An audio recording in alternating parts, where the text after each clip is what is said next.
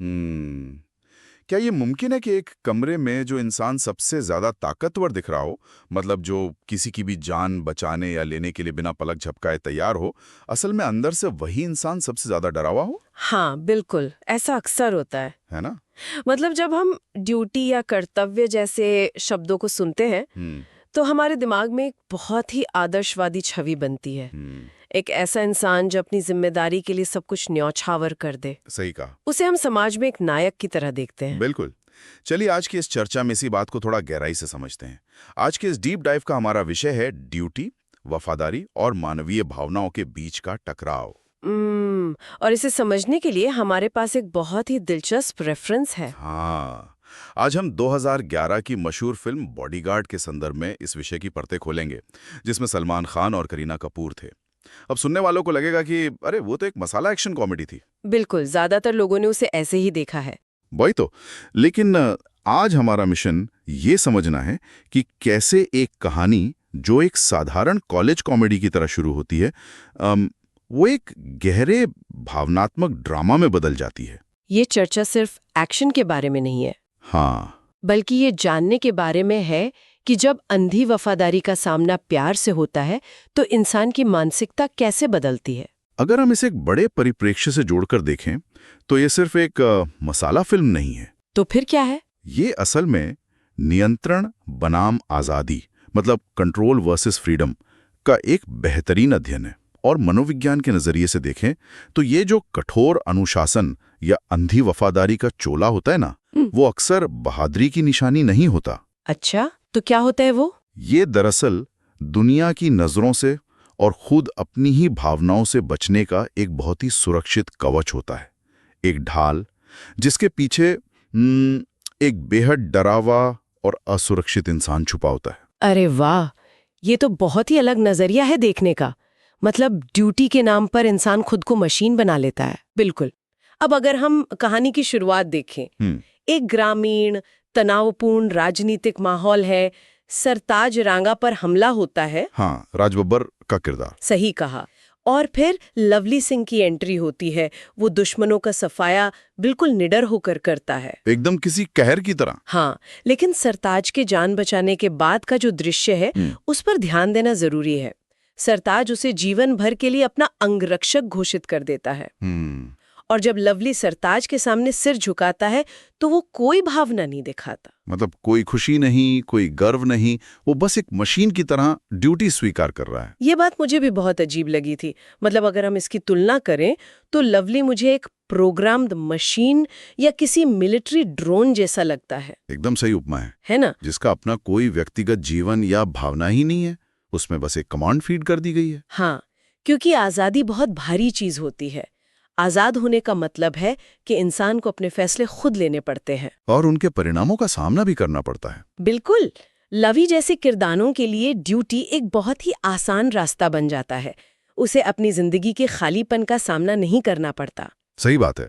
और ये टकराव तब और भी दिलचस्प हो जाता है जब सरताज अपनी आधुनिक और आजाद ख्याल वाली बेटी दिव्या को कॉलेज में सुरक्षा देने के लिए लवी को भेजता है। हाँ, वो कॉलेज वाले सीन। मतलब लवी कॉलेज में दिव्या के साये की तरह रहता है, क्लास में उसके बगल में बैठना। और एक सीन है जहां वो एक लड़के को बुरी तरह पीट देता है, सिर्फ इसलिए क्योंकि वो दिव्या से बात कर रहा था।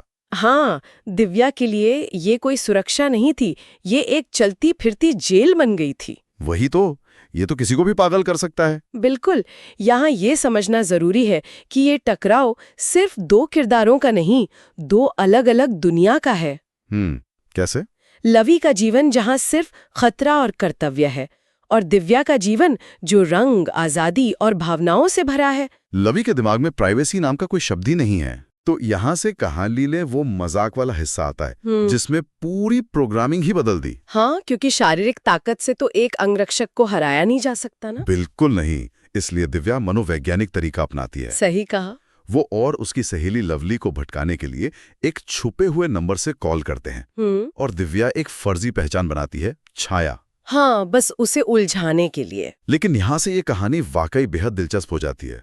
लवली, जिसने कभी प्यार महसूस नहीं किया था, पहली बार इस रहस्यमयी आवाज की ओर आकर्षित होता है। बिल्कुल, वो मुस्कुराने लगता है। हाँ, मतलब ड्यूटी के दौरान हंस रहा है, अपनी तन्हाई के बारे में बात कर रहा है और एक बिना चेहरे वाली आवाज से प्यार करने लगता है। लेकिन मेरा यहाँ एक सवाल है। हाँ, पूछिए। लवली एक ट्रेन बॉडीगार्ड है ना? हाँ, बहुत ही हाईली ट्रेंड। तो क्या कोई इंसान, वो भी ऐसा ट्रेंड इंसान, किसी ऐसी आवाज से सच्चा प्यार कर सकता है जिसका कोई चेहरा ही ना हो? मतलब क्या उसकी ट्रेनिंग उसे ये नहीं बताती कि ये कोई जाल हो सकता है? ये बहुत ही लाजमी सवाल है। यहाँ जो बात सबसे ज्यादा हैरान करने वाली है वो ये है कि हमारा जो खतरे को भांपने वाला सिस्टम होता है वो शारीरिक उपस्थिति पे काम करता है। अच्छा। हाँ, कोई पास आ रहा है या किसी के हाथ में हथियार है, लेकिन एक बिना चेहरे वाली आवाज जो फोन से आ रही हो वो उस थ्रेट रडार को बाईपास कर जाती है। अरे वाह, मतलब दिमाग ने उसे खतरा माना ही नहीं। बिल्कुल। और दूसरी बात, ये सिर्फ आवाज का जादू नहीं था, ये उस तन्हाई का नतीजा था जो लवली सालों से जी रहा था। वो भावनात्मक रूप से भूखा था। जब वो छाया से बात करता था तो उसे जज करने वाला कोई चेहरा सामने नहीं था। इसलिए वो अपनी ड्यूटी की वर्दी उतारकर सिर्फ एक इंसान बन सका। ये बहुत ही गहरी बात कही आपने। और विडंबना देखिए, दिव्या सिर्फ एक मजाक कर रही थी। हाँ, उसे तो बस छुटकारा चाहिए था। लेकिन लवली के मासूम और असुरक्षित पहलू को देखकर, मतलब उस मशीन के अंदर के इंसान को देखकर, वो खुद असली प्यार में पड़ जाती है। यही तो इंसान का दोहरापन है। वो उस बॉडीगार्ड से घुटन महसूस करती है, लेकिन रात में फोन पर बात करने वाले इंसान से प्यार कर बैठती है। लेकिन फिर कहानी में एक बहुत बड़ा रियलिटी चेक आता है, जब भावनाएं हकीकत की दुनिया से टकराती हैं। सत्ता और रुतबे की दुनिया से। बिल्कुल। सरताज राणा को शक हो जाता है कि लवली किसी के प्यार में है, और यहां उसका अहंकार जाग उठता है। हाँ, क्योंकि एक नौकर या अंगरक्षक का उसकी बेटी से प्यार करना उसके लिए पूरी तरह से अस्वीकार्य है। ताकतवर लोग अक्सर अपनों से नीचे काम करने वालों को परिवार कहते हैं, लेकिन असल में वो एक सीमा तय करके रखते हैं। सही बात है। और दिव्या ये कड़वी सच्चाई जानती थी। उसे एहसास हो गया था कि अगर सच सामने आया तो उसके पिता लवली की जान ले लेंगे। और लवली कभी अपने मालिक के खिलाफ नहीं जाएगा। कभी नहीं। वो हमेशा प्यार से ऊपर अपने कर्तव्य को चुनेगा। इसीलिए दिव्या बहुत ही भारी मन से वो फैसला लेती है। वो छाया बनकर आखिरी कॉल करती है। हाँ, वो हमेशा के लिए दूर जाने की बात कहती है और स्टेशन पर एक दूसरी लड़की को नकली छाया बनाकर भेज देती है। वो सीन बहुत ही पावरफुल है। इस पूरी घटना को देखकर मुझे एक चीज याद आती है। अगर हम आज की तकनीक की बात करें तो ये एक स्मार्टफोन या कंप्यूटर के फैक्ट्री रीसेट होने जैसा है। फैक्ट्री रीसेट, ये उपमा बहुत सटीक है ना? मतलब दिव्या ने छाया बनकर लवली के अंदर भावनाओं का नया सॉफ्टवेयर इंस्टॉल किया था। हाँ, उसे हंसना सिखाया, महसूस करना सिखाया। लेकिन जब दिल टूटने की वो घटना होती है, जब वो नकली छाया को ट्रेन से जाते हुए देखता है, तो वो सदमा इतना बड़ा होता है कि सिस्टम क्रैश हो जाता है। बिल्कुल। और उसका दिमाग एक फैक्ट्री रीसेट कर देता है। वो अंदर जागे हुए नए इंसान को मार देता है और फिर से एक रोबोट बन जाता है, पूरी तरह खाली और मशीन जैसा। मनोविज्ञान में इसे ट्रॉमा रिस्पॉन्स कहते हैं। इस कहानी का भावनात्मक शिखर यही है। दिव्या का ये कदम सिर्फ प्यार का खोना नहीं था, ये एक बलिदान था जो उसने लवली की जान बचाने के लिए दिया। वर्ग भेद ने एक सच्चे रिश्ते को पनपने से पहले ही कुचल दिया। सच में बहुत ही दर्दनाक है। और फिर समय का चक्र आगे बढ़ता है। हाँ, कहानी सालों आगे जाती है। सालों बाद भी लवली उसी तरह बिना किसी भावना के सरताज की सेवा कर रहा है। कोई बदलाव नहीं। क्योंकि मशीनें बदलती नहीं है जब तक उन्हें नया कमांड ना मिले। सही बात है। और दिव्या अलग रह रही है। वो खामोशी से अब भी उससे प्यार करती है। मतलब भावनाएं दबाई जा सकती हैं, लेकिन क्या वे सच में मर जाती हैं? बिल्कुल नहीं।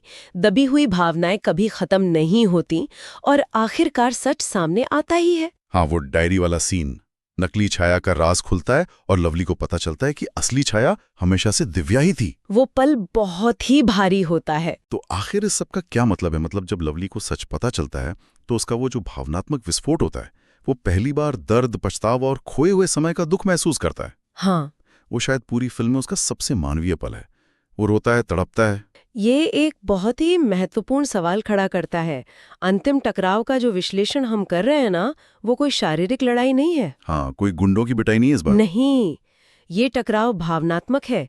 सरताज का अहंकार बनाम उसकी बेटी की खुशी। अंत में सरताज का दिल पिघलता है और वो सच को अपनाता है, जो ये साबित करता है कि सच्ची वफादारी और सच्चा प्यार एक दूसरे के दुश्मन नहीं है।